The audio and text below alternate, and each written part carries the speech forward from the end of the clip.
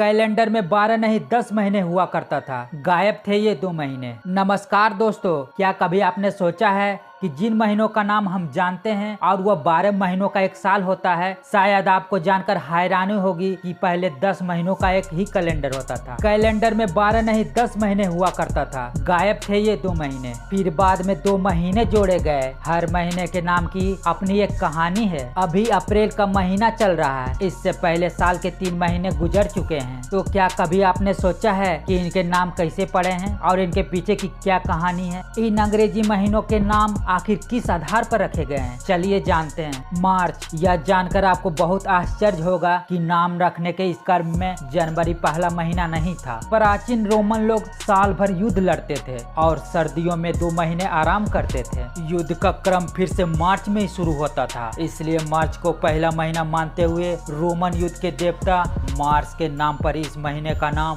मार्च रखा गया। अप्रैल महीने का नाम कैसे पड़ा, इसके पीछे कई तर्क है। कहा जाता है कि लैटिन भाषा में दूसरे के लिए प्रयोग किए जाने वाले शब्द के आधार पर अप्रैल नाम रखा गया, क्योंकि वह दूसरा महीना था। साथ ही यह भी कहा जाता है कि यह अपेरिर शब्द से लिया गया है, जिसका मतलब खिलना होता है। इस मौसम में अक्सर कलियां खिलती है। मई, इस महीने को इंग्लिश में मई का महीना कहा जाता है। इस महीने का नाम रोमन के देवी मेया के नाम पर रखा गया था। मेया को पौधे और फसल उगाने वाली देवी माना जाता था। जून, रोमन काल में जून का महीना शादी के लिए सबसे मुनासिब माना जाता था, इसलिए इस महीने का नाम रोमन देवी और शादियों के साक्षी माने जाने वाली जूनो के नाम पर रखा गया था। जुलाई, रोम के राजा जूलियस सीजर की कहानी लगभग सभी ने स्कूल में पढ़ी होगी। 44 ईसा पूर्व में जूलियस सीजर के नाम पर इस महीने का नाम जुलाई रखा गया। उससे पहले इस महीने का नाम क्वांटिलियस रखा गया था। उससे पहले इस महीने का नाम क्विंटलिस कहा जाता था, जिसका मतलब 5वां है। अगस्त, राजा ऑगस्टस सीजर के नाम पर 8 ईसा पूर्व इस महीने का नाम